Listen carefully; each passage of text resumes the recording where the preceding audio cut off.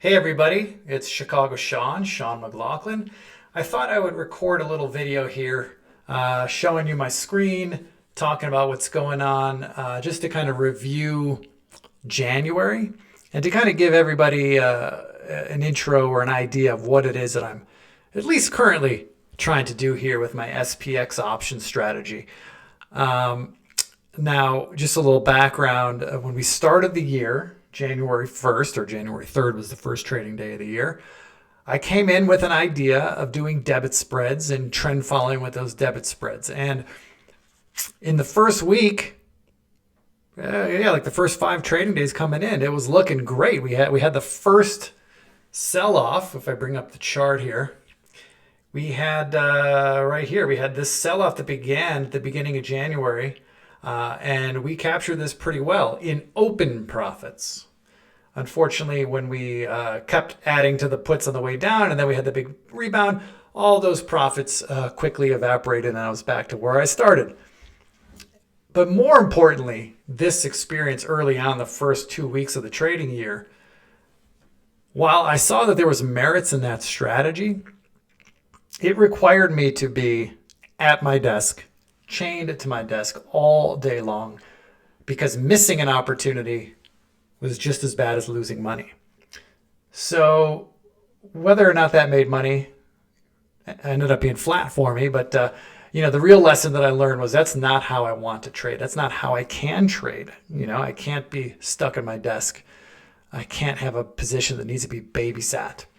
So the rest of the month of January, I spent tinkering with my ideas and tinkering around an idea of coming up with some basic first principles, some things that no matter what I do, I know that I'm sticking to those first principles. And I've really arrived at just 2 points. I'm trying to keep it as simple as possible. But right now, where I'm at is I want each day to be cash flow positive. At the end of the day, I want to have made cash. So for example, if I bring up my trades today, this is February 1st, I made some trades this morning just after the open. Actually, it was just one trade. But you can see for the day, I've brought in $80 gross. These are my commissions. So net of commissions, it's about $75, right? Not what I'm playing for. I hope to end the day plus $250, but we'll see how the day shakes out, how the trades shake out. But for now, I'm cash flow positive, and that's really the goal. This has nothing to do with my P&L, although you can see my P&L over here. I mean, it's fluctuating, but I'm up like between 70 and $100 or 50 and $100. It's all over the place. This is intraday, but I don't really pay so much attention to that intraday. I just want to make sure I'm cash flow positive. If I'm cash flow positive every day, in the long run, it's my belief that things will shake out the way I want them to. Now, additionally, the other part of my first principles is I want to be cash flow positive every day. And secondly, I want to be maintaining a portfolio of short credit spreads that are out of the money. So this is how my position shakes out right now. As you can see, the market's trading right around here, 45.13 to be exact. Definitely underneath the, some people call it the tent of this iron condor-ish position. So as you can see, all of my call spreads are out of the money and all of my put spreads are out of the money. As long as that is always the case, then I've got theta working in my favor and I've got time on my side. Now the trades that I make throughout the day are to defend this position, but that's really the main goal here. I want to keep the market underneath my tent, and I want to play defense when it's going away. So how am I playing defense? So let's bring up a options table here. You can see this is Tastyworks. I know many of you use different platforms, but I use Tastyworks for some reasons that I like, and there's other things about it I don't like, but they make it pretty easy for me to see which option series I'm currently holding positions in. These little white dots are showing you where my series are. And you'll notice the last series out has 58 days until expiration. That's where I'm adding any new risk right now. Now, I don't know if that's going to be the way I keep doing this, as we move forward. I don't know if 58 days or under 60 days is the ideal. Maybe I want to get a little closer and initiate new positions with 40 days expiration or 21. I'm not sure, but right now I'm looking at the expiration series that's closest to, but not beyond 60 days expiration. So right now, today, that's March 31st. And if I drill into my into the different series, I can, here's the at the money. This little horizontal line shows where SPX is right now. I got to scroll quite a bit. Where do I got to scroll to find out where my open positions are? Oops, nope. They're pretty far away. They must be up here. Oh, you know what? They're not displaying. That's why I got to display them. Excuse me. So here you go. I got call spreads up here that are out of the money, about 60 points out of the money. And, you know, they're getting tested, but they're still working for me. All right, so I'm going to hold these. So basically where I'm at, and by the way, guys, I didn't script this ahead of time. I'm just kind of freewheeling here while I got some free time in the middle of the day. So I apologize if this feels like it's all over the place. But basically what I'm doing is, at least for right now, notice how in my position detail window over here, notice it says my ETF delta showing a -8. Okay, that's not a big delta in either direction, but my portfolio is leaning long. So all else being equal, if the S&P were to sell off today or go down today, I'll benefit from that direction. But if we're going up, then I want to play some defense. So right now, the high of the day, you can see right here, is 45.25. I've got an alert set. If we go to my alerts tab here, I got an alert set at 45.35, so 10 points above the intraday high of the day. If that intraday high gets broken, then I'm going to play defense because the market's moving in a direction that hurts me. And the way I'm doing it, guys, is if I go to my positions tab here, I've got all my open positions here sorted by the value of each individual contract. Okay. And obviously, I've got the short positions are up here, and all these long positions are just the protecting part of each spread. Each one of these was put on as part of a spread, right? Vertical spread.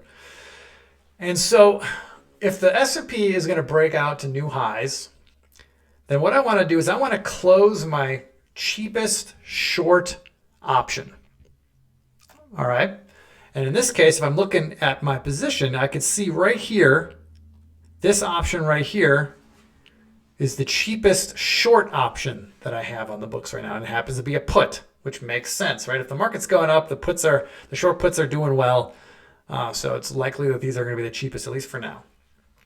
And so this is the one I want to close. Now it's part of a spread, but what I do here is I just right click and hit close position. It brings up the option series on my screen where that option is.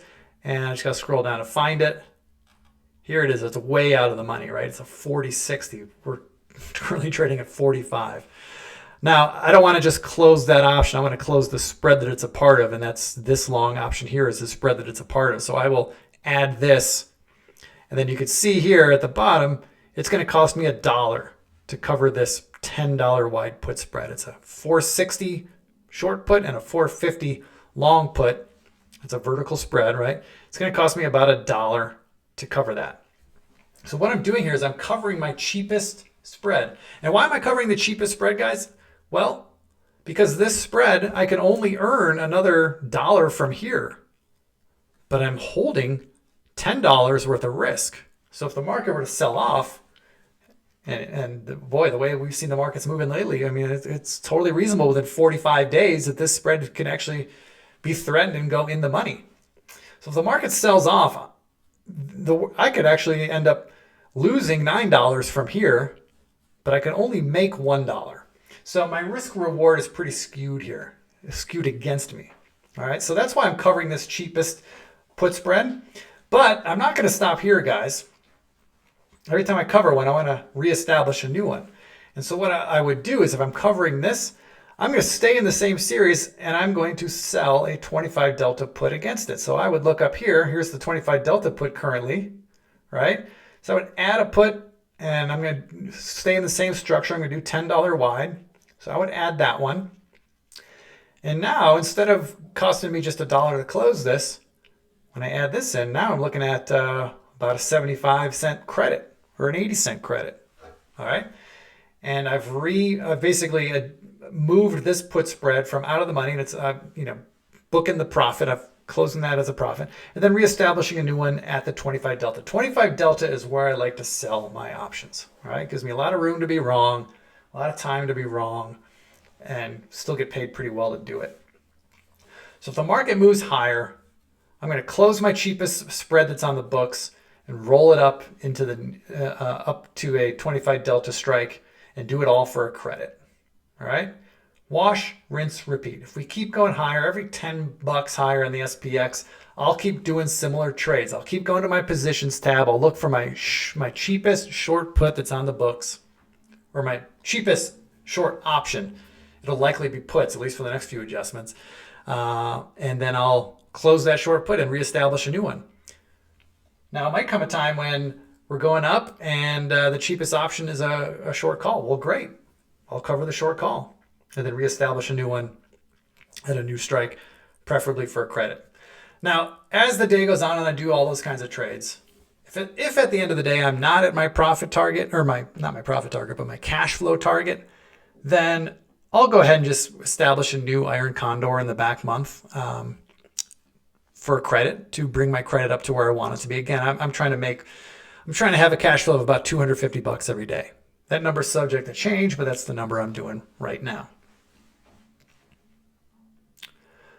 Now, I maybe skipped a step, but if the market were to go down, I should have said this earlier. If the market were to go down, so I covered what's going to happen if the market goes up. I need to play defense, right? Because my portfolio is leaning negative delta. You can see right here.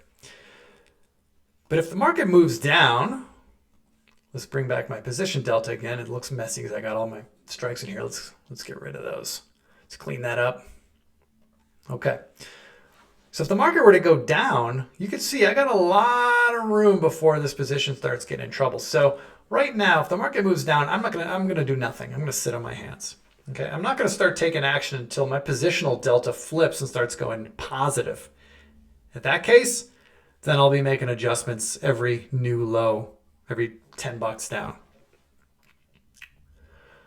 So guys, that's where I'm at right now. I thought maybe just doing a little video explainer would kind of show you what I'm trying to do. I'm just trying to follow my first principles. My first principle is to be cash flow positive every day, and to be cash flow positive by maintaining a portfolio of open, out of the money option spreads, credit spreads.